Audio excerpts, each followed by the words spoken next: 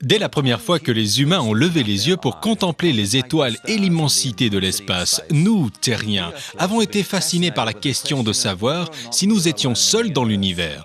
Un instinct grégaire semble nous pousser à chercher le contact avec d'autres au-delà des confins de ce monde.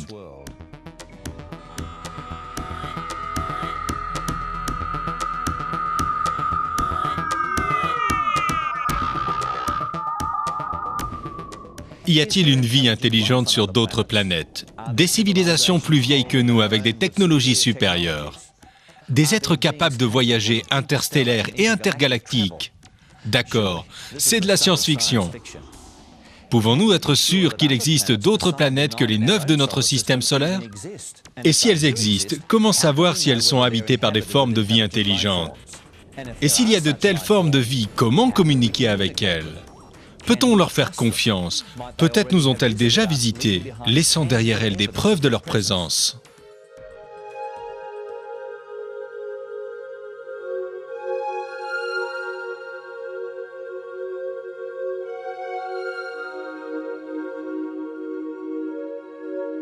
Nous avons maintenant la preuve qu'il y a des systèmes solaires. Mais quelles sont les chances qu'il y en ait qui soient habités?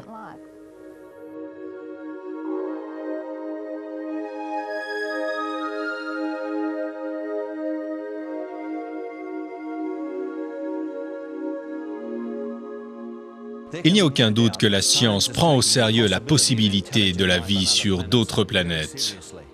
Et nos savants font un effort concerté pour communiquer avec des êtres intelligents dans l'espace. Mais s'ils existent, seront-ils amicaux ou hostiles? Pourrons-nous communiquer avec eux?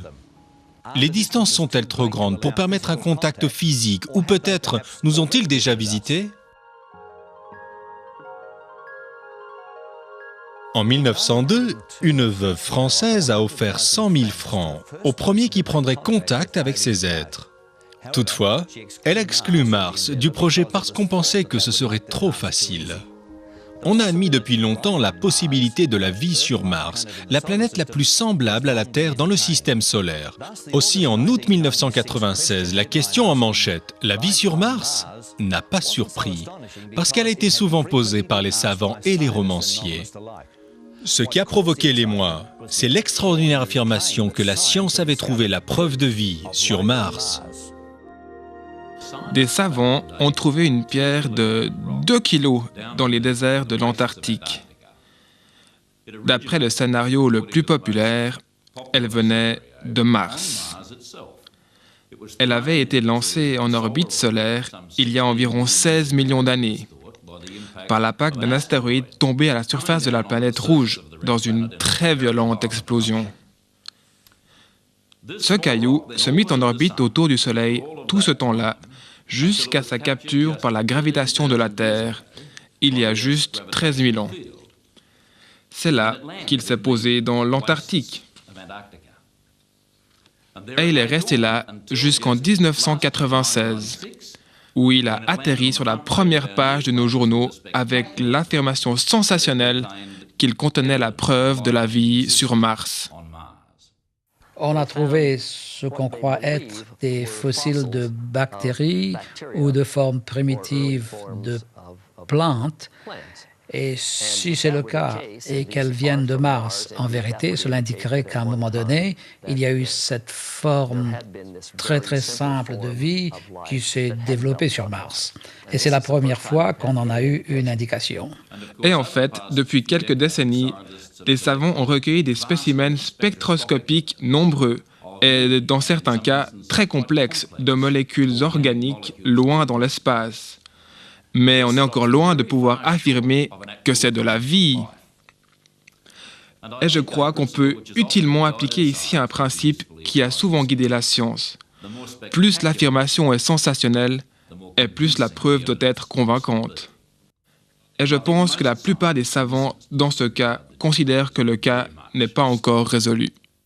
Néanmoins, ces annonces savantes comme la découverte de données en accord avec la vie de bactéries sur Mars éprennent d'autres savants à redoubler leur effort à explorer nos voisins cosmiques. La recherche des commencements, au sens scientifique, les entraîne dans l'espace pour y trouver les origines de la vie. L'un des programmes de recherche scientifique pour une vie intelligente dans l'espace est le projet Phoenix. En 1995, des chercheurs australiens et américains ont utilisé le radiotélescope de Parkes pour tenter de capter des signaux qui viendraient d'êtres intelligents d'une autre planète dans notre galaxie. Que devraient-ils faire en cas de réussite? Devraient-ils répondre? L'opinion générale est qu'on devrait se tenir tranquille et muet, car une quelconque espèce là-haut a des chances d'être belliqueuse et de vouloir nous avaler.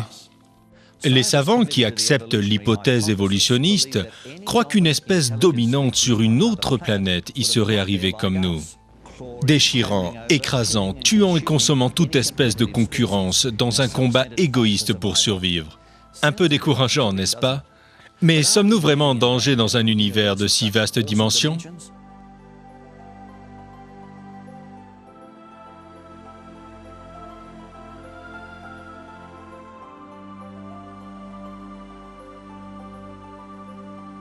L'univers est certainement vaste. On peut le montrer ainsi. Si la distance de la Terre à la Lune, environ 400 000 km, était représentée par l'épaisseur de cette carte à jouer, très mince, la distance d'ici à la plus proche étoile serait une pile de cartes d'environ 43 km de haut. Du lieu où nous sommes, perchés au bord de la Voie lactée, 3 autres galaxies sont visibles à l'œil nu. Les savants peuvent en avoir des millions avec leurs télescopes, et ils pensent qu'il y en a des milliards. Les distances entre les galaxies sont des proportions incroyables. Les galaxies les plus proches de nous sont le petit et le grand nuage de Magellan, à 200 000 années-lumière. La prochaine est la nébuleuse d'Andromède, à 2 millions d'années-lumière. La lumière parcourt environ 7 fois et demi le tour de la Terre par seconde. Il faut environ 8 minutes à la lumière qui quitte le Soleil pour atteindre la Terre, une distance d'environ 150 millions de kilomètres. La distance que la lumière parcourt en un an est inimaginable. Le 13 juin 1983, le vaisseau spatial Pioneer 10 est sorti de notre système solaire, le premier objet fabriqué par l'homme à le faire. Pourtant, les distances sont telles que le voyage spatial entre le système solaire est probablement impossible. Dans ce cas, la distance rend l'univers sans danger et pour nous et pour eux, à supposer qu'il existe bien entendu. La physique plutôt que le caractère nous empêche de leur faire du mal et à eux de nous en faire. Il n'y a pas que la science à s'intéresser à l'espace aujourd'hui. Il y a aussi la science-fiction. Vous vous rappelez, dans la guerre des étoiles, Ben Kenobi et Luke Skywalker sont pris avec leurs amis dans le monstrueux vaisseau de l'Empire du Mal. Dans un combat avec Darth Vader, Kenobi sacrifie sa vie, ce qui permet à Luke et aux autres de s'échapper. L'Empire du Mal se lance à leur poursuite. Mais Luke Skywalker le détruit et met fin au drame. Le point le plus frappant dans la guerre des étoiles est sa ressemblance au conflit entre le bien et le mal qui se poursuit dans notre univers depuis des milliers d'années. Nous voyons tous ce conflit dans notre voisinage et même dans nos propres vies. Et comme dans le film, le mal semble dominer.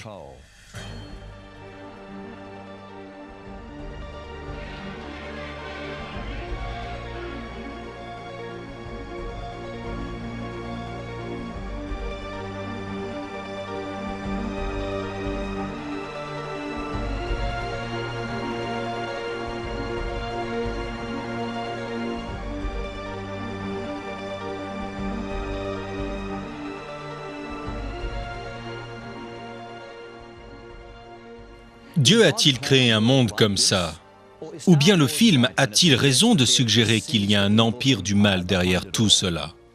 La réponse de la Bible à ces questions a commencé il y a bien longtemps dans une lointaine galaxie appelée le ciel. Voici le récit mystérieux de l'Apocalypse.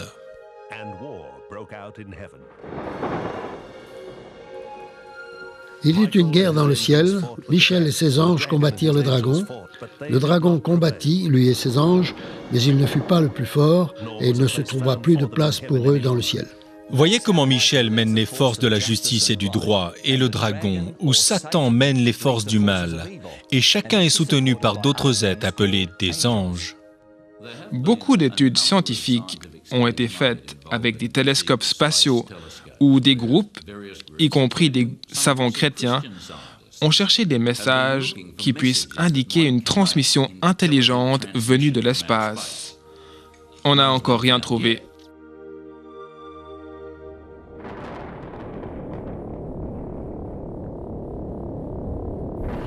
Mon sentiment personnel, c'est qu'étant donné le grand nombre d'étoiles dans notre galaxie et le nombre fabuleux d'autres galaxies de la même taille, il est improbable que nous soyons la seule vie intelligente dans tout l'univers.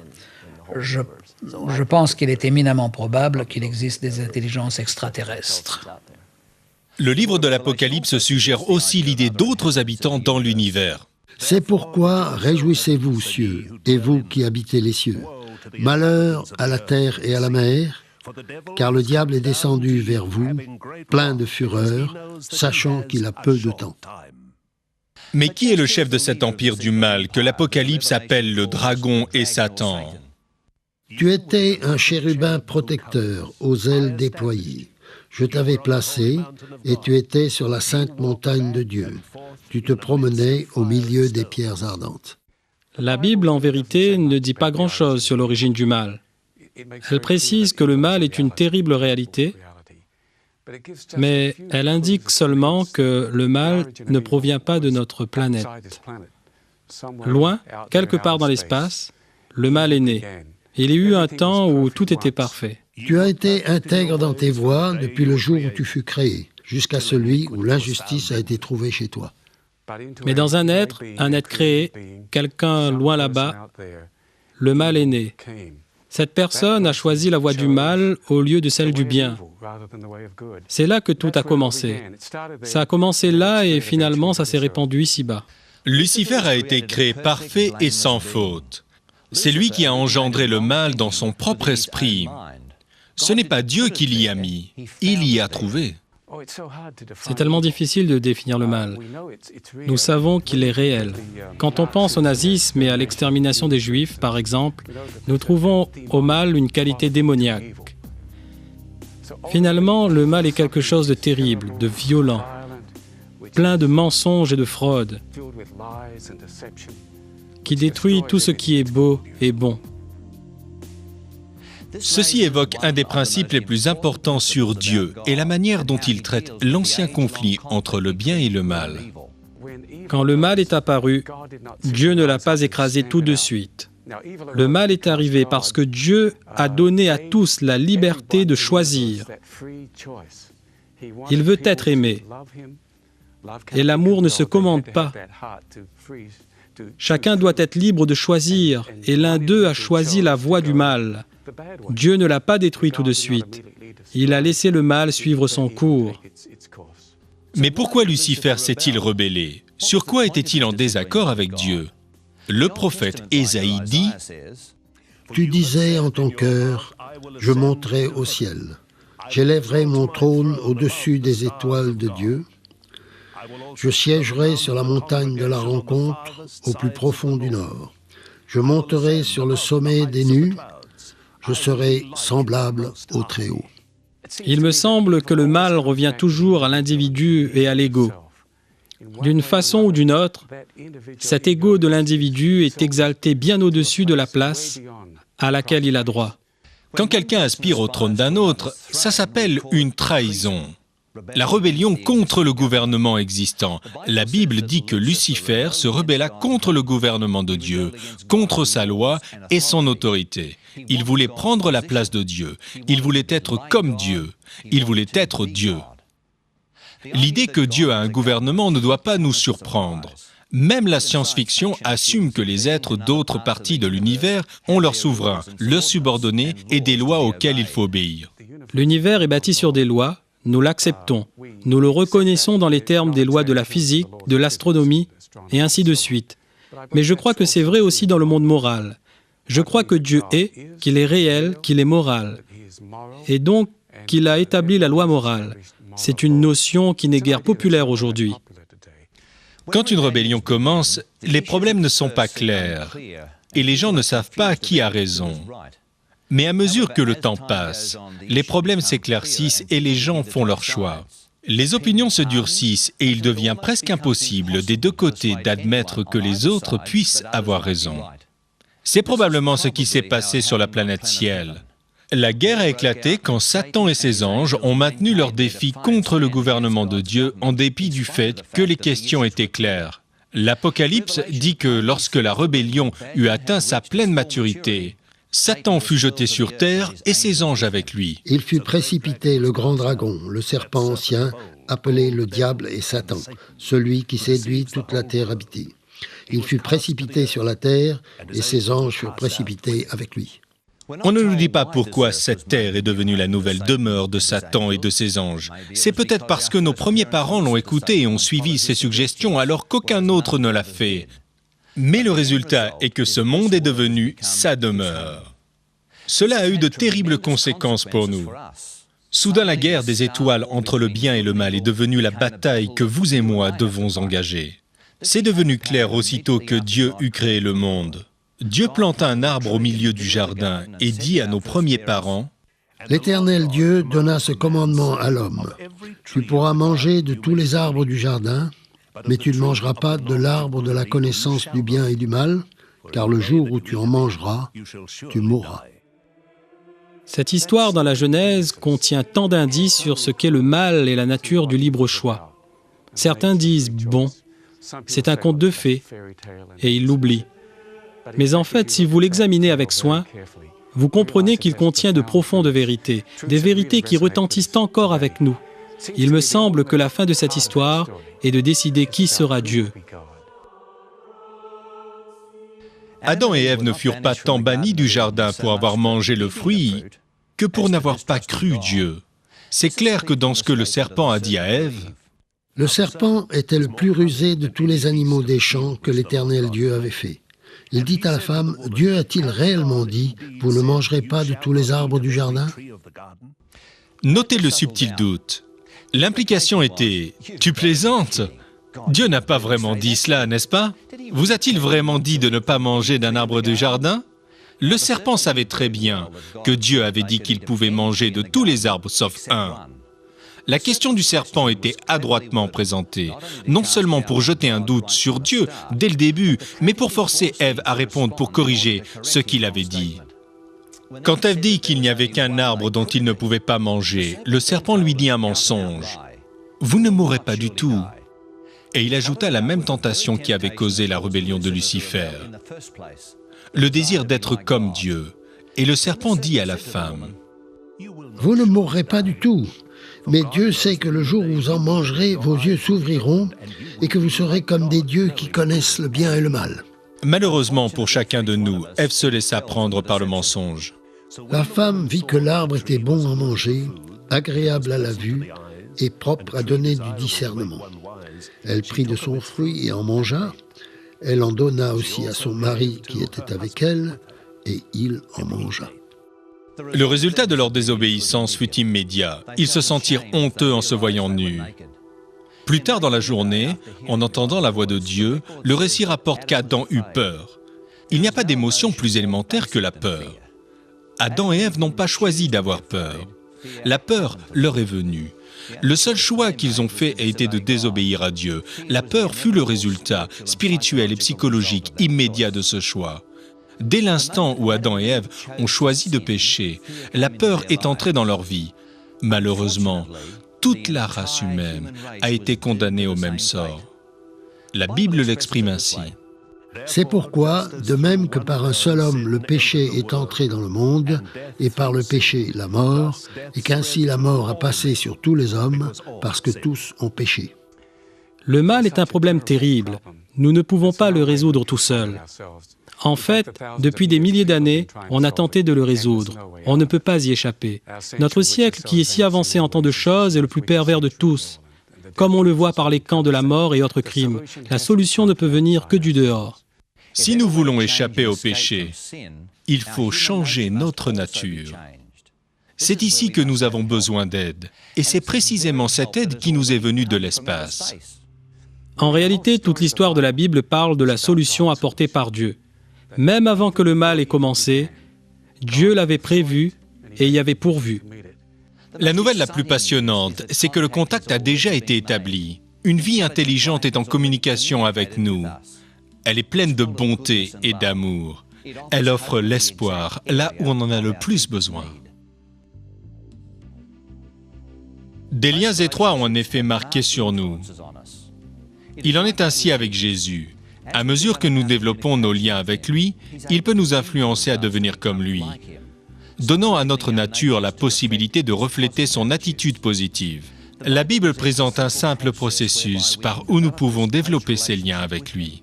C'est par la grâce, en effet, que vous êtes sauvés, par le moyen de la foi, et cela ne vient pas de vous, c'est le don de Dieu. Ce n'est point par les œuvres, afin que personne ne se glorifie. Dieu a décidé qu'il prendrait notre problème sur lui. C'était trop difficile pour nous. Dieu a dit, « Je le prendrai et je m'en occuperai pour vous et je le résoudrai. » Car Dieu a tant aimé le monde qu'il a donné son Fils unique, afin que quiconque croit en lui ne périsse pas, mais qu'il ait la vie éternelle. Ce verset ne dit pas si une personne riche croit en lui ou une personne pauvre croit en lui. Il ne dit pas si une personne instruite ou une personne ignorante. Il dit simplement « quiconque », ce qui nous inclut tous. Où que vous soyez, quel que soit votre problème, vous pouvez avoir le pardon de vos péchés et votre culpabilité et votre peur effacées. En mourant sur la croix, Jésus a ramené à l'harmonie tout ce que Lucifer avait jeté dans une discorde universelle. Et de tout réconcilier avec lui-même, aussi bien ce qui est sur la terre que ce qui est dans les cieux, en faisant la paix par lui, par le sang de la croix. De temps en temps, les gens s'inquiètent de la possibilité d'une invasion par des extraterrestres. La question est, pourquoi voudrait-il s'impliquer dans ce monde avec tous ces problèmes? Pourquoi un extraterrestre qui se respecte risquerait-il une telle contamination? La Bible, en fait, dit que ce serait dans l'autre sens, c'est-à-dire c'est nous qui serons emportés dans un autre monde. Jésus l'a présenté ainsi. Que votre cœur ne se trouble pas. Croyez en Dieu, croyez aussi en moi. Il y a beaucoup de demeures dans la maison de mon Père, sinon je vous l'aurais dit. Car si je m'en vais et vous prépare une place, je reviendrai et je vous prendrai avec moi, afin que là où je suis, vous y soyez aussi. Quand on regarde la Bible, il est intéressant de constater la façon dont les premiers chapitres correspondent avec les derniers. Au premier chapitre, vous voyez la création du monde, et dans le dernier, la création d'un monde nouveau. Vous voyez dans le second et le troisième chapitre la venue du mal, et dans les deux derniers chapitres de l'Apocalypse, la fin du mal. L'exploration spatiale va entrer dans une nouvelle dimension au retour de Jésus. Il a promis de nous emmener visiter le plus bel endroit qu'on puisse imaginer, infiniment plus beau que dans nos rêves les plus fous. Écoutez comment l'Apocalypse décrit cette demeure dans l'espace. Dieu essuiera toutes larmes de leurs yeux, la mort ne sera plus, et il n'y aura plus ni deuil, ni cri, ni douleur, car les premières choses ont disparu. Ainsi, dans un sens bien réel, on retourne au commencement. Mais pourtant, ce n'est pas vraiment retourner et tout recommencer, car il y a eu une histoire entre-temps. Il y a eu beaucoup de peine et beaucoup de choses à résoudre. Aussi, nous retournons, oui, nous recommençons, mais avec beaucoup de connaissances et une nouvelle appréciation de ce que Dieu veut accomplir. Du ciel même vient l'espoir. Dans notre recherche pour la vie dans l'espace, la plus grande découverte que nous puissions faire sur l'univers est que les mains qui furent clouées à la croix il y a 2000 ans nous donneront les moyens et le pouvoir d'atteindre notre demeure céleste. Si vous deviez lui confier votre vie aujourd'hui, vous la déposeriez dans des mains très sûres. Et la vie qu'il promet au-delà de ce monde mérite bien qu'on l'ait.